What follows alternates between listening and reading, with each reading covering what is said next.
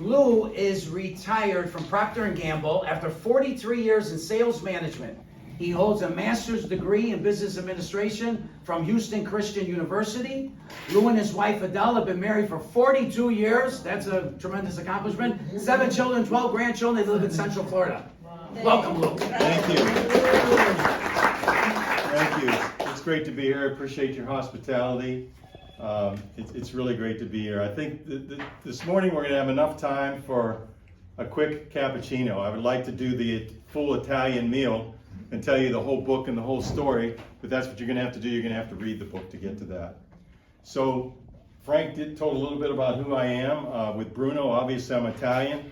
Mother's maiden name Orlando, so 100% Italian. As my brother likes to say, we're members of the FBI, full-blooded Italians. Frank told you a little bit about my work life and my education life. The thing that I wanted to just mention is I have a BS in psychology, which I like to say is mostly BS, but it's not all BS. And it is part of a factor in this book, and that is that people process information based on their background and experience, and it was a big part of this. And then wonderful life, my family, which I enjoy. So what are you going to hear today? It's a true story. I want you to know that. I didn't have to make up a single thing. When you read the book, you'd think I'd have to make some of that up, but I didn't. And the way I look at it is, it's our story. And I feel like we have the benefit of hindsight. We can look back and say, well, you know, we made it. We're here. We made it. Everything's cool, right? But our ancestors faced a lot of uncertainty with barely a grade school education. And today, we stand on their shoulders with a lot of the view that they only dreamed of. And how did they do it? Well, they did it a lot of ways. I like to summarize it and say it's the Italian family's timeless virtues. And I chose love, faith, and unwavering perseverance. Some might call it stubbornness, but I call it perseverance, okay? So writing their story for me was just kind of a down payment on a debt that we can never repay. And part of that too is donating my book to Italian cultural societies like this one and others, and that's how I got here today.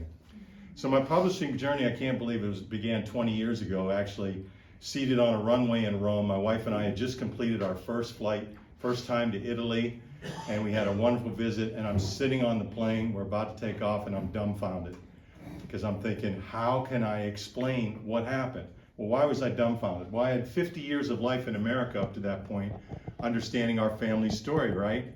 Well, 50 years in America compared to 1 week in Italy, and everything I thought I knew took on a whole new meaning, all right? It didn't change, but it just took on a whole new meaning, and that's when I made a promise to tell their story. And I was still working full-time in 2006, wasn't until I retired in 2020. Did a couple other things that I got a chance to write the book.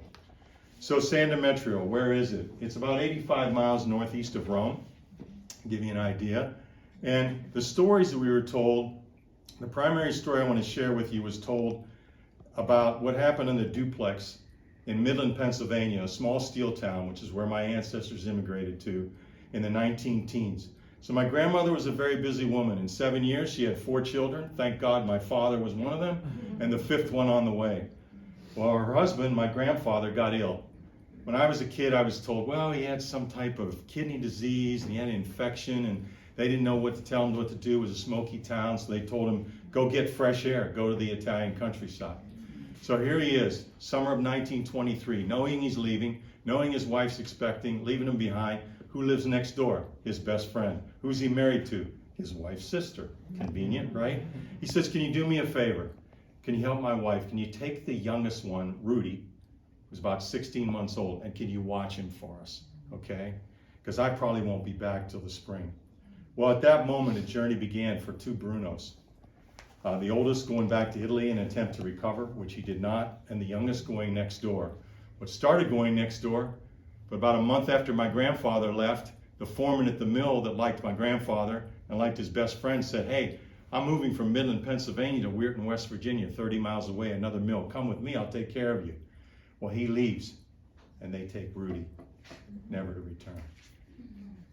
So when I talk about uncertainty, this was the uncertainty that they faced. So in the early chapters, I developed the virtues, and I talk about the people and develop them. So this is my Aunt Connie. Who is she? She was number 5. She was the one my grandmother was pregnant with, the only girl, okay?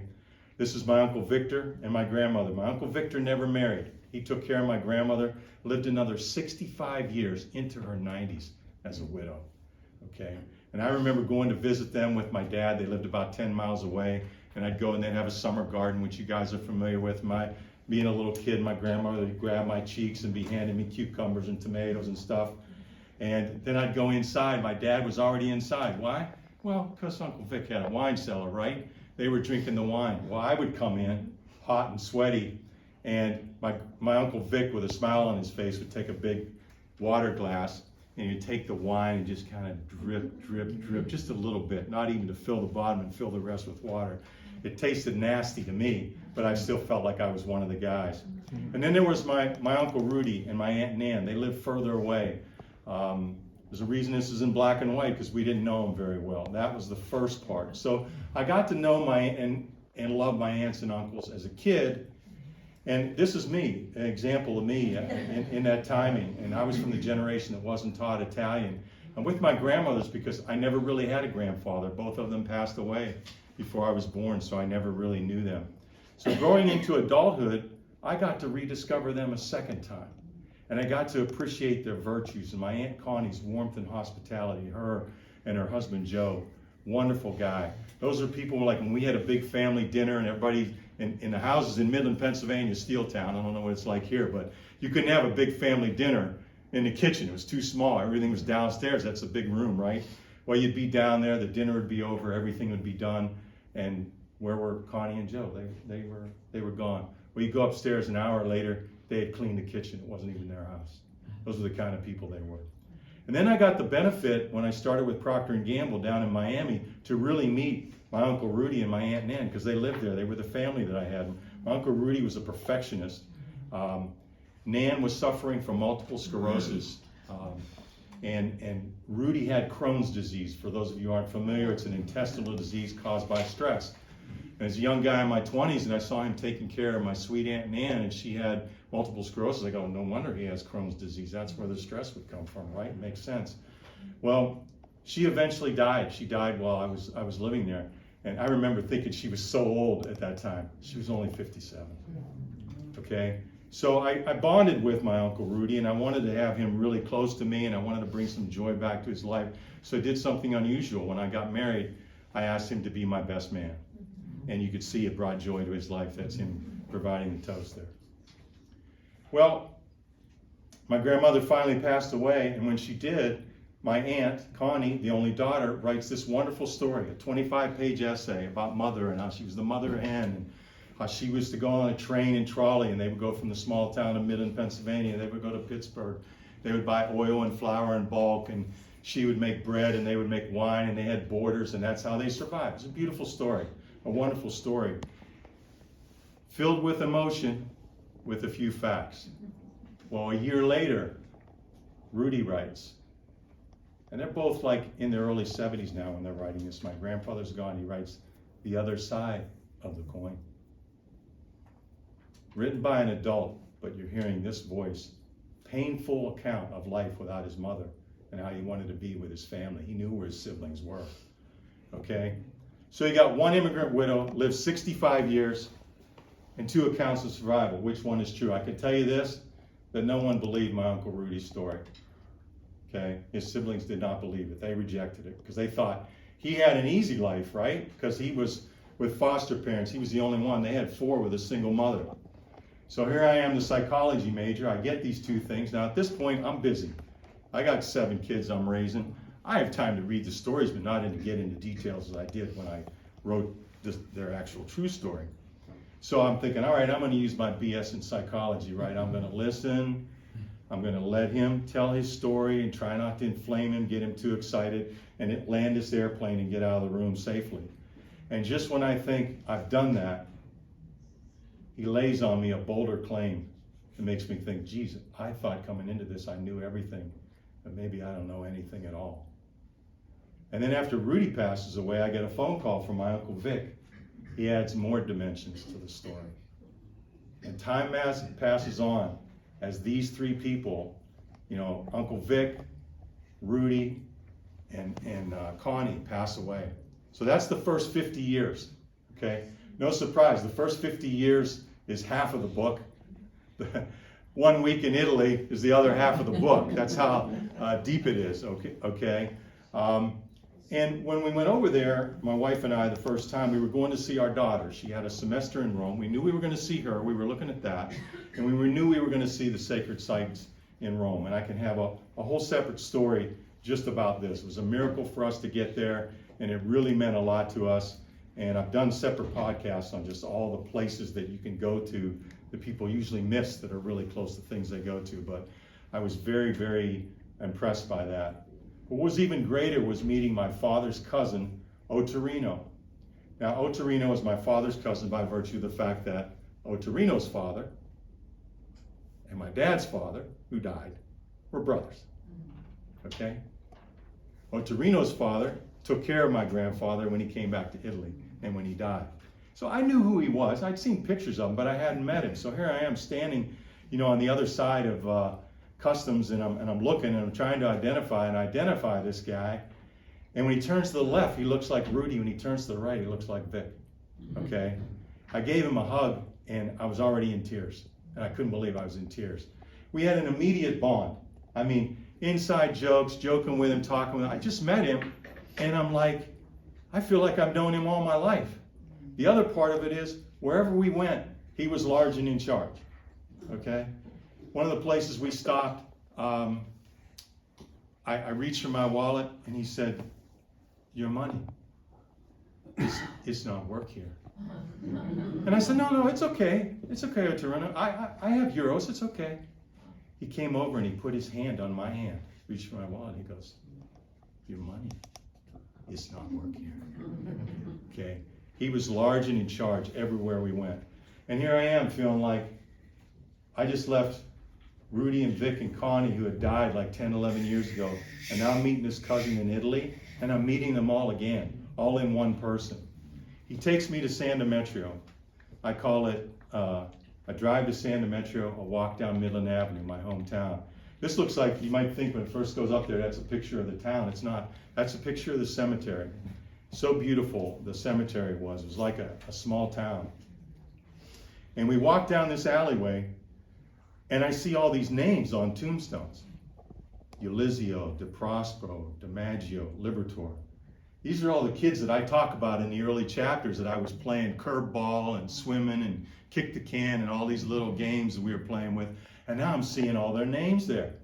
And I'm thinking, I'm far away from home, but now am I back in my hometown? And it's where I would finally meet my grandfather. It seems kind of crazy. You would say, well, you met your grandfather. Again, they didn't really talk a whole lot. And I was, just a clueless kid growing up. I didn't think to ask. Now, looking back, I wish I asked my grandmother what it was like, but I never did. And this is where I met him. Picture of my grandfather. Picture on his tombstone in a mausoleum area, just as fresh as, 1924 when it was taken, 1923. Now, I was from the generation that was purposely not taught Italian. I knew enough to be dangerous, but not that much. So I asked Ottorino to explain what it was, because I'm used to, look at that. I'm used to, like in the U.S., name, date, when they born, died, and then maybe something like, he was a great-grandfather or whatever. Very few words. This was all words. What did it mean? And I'll show you what Ottorino told me. There's two parts to it. This is the first part. I'll let you read it.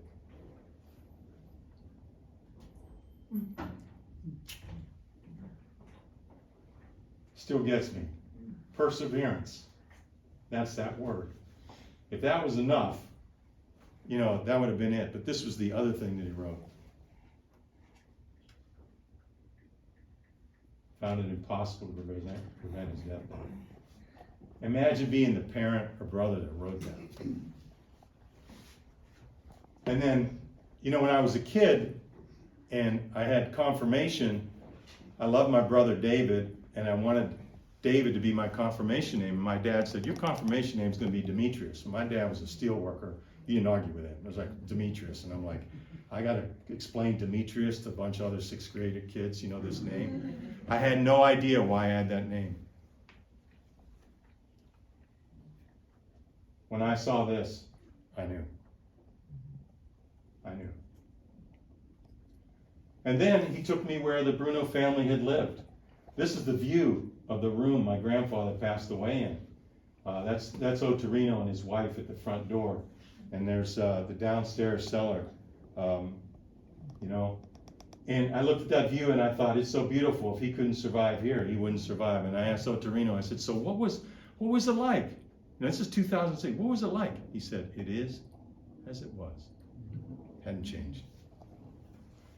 So this time I go down, and Otorino, who really lives in Rome, but comes out to the country, and he has his house, because this was his father's house. He has his whole wine cellar. So now I'm having a real glass of wine, okay? And I'm thinking about Vic and all this other stuff, and Rudy. And I'm thinking, now this is the downstairs, but that's where their big kitchen was. That's kind of like what they did in Pennsylvania. So they had kind of recreated in Midland, Pennsylvania, what they grew up with in San Demetrio. And here I was with this foolish idea that I was leaving Orlando and flying to Italy and going away, but I was really going home. So, unaware of the stories I was told in America, Otorino, unknowingly, as he shows me this land that the Bruno family is on, he tells me the missing piece of the family puzzle. It pulls everything together. As he was telling that, this was my view. That's San Demetrio in the foreground, and that's the cemetery in the background. It would become the cover of my book. So on that plane, I made a promise, and this is the dedication to Rudy and anyone who ever longed for the assurance that their parents loved him. Okay, why was he given away? Why couldn't he be with his family? Well, I won't lead the witness, but if you read the story, you can come to your own conclusions. The other promise my wife made me make, which was actually scarier than the first one, she said, write a book on San Demetrio. So it was really special. So what's next? Everybody that reads the book says one of two things. One is they say, when I read the book, when I'm finished, I want to read it all over again. Because some of them are like me. My wife and I watch a mystery at the end. I'm like, wow, how'd that happen? And she goes, well, didn't you see this? Didn't you see that? And I'm like, no, I didn't see that. I got to go back and see how it all happened. So people do that. The other things they say is they can't wait to see the movie. Frankly, that's how I always saw it. When I was sitting on the plane, I felt like I'm seeing the credits from a movie coming here. I gotta write this story. So I never wrote a screenplay, but I never wrote a book before. So we'll see what happens. It's up here, and I also wrote another book, which my wife illustrated, The Days When Ella Come Down the Stairs. So I hope that I've given you enough information that you want to read the whole meal and savor the whole story, and appreciate the time to speak with you today. Thank you.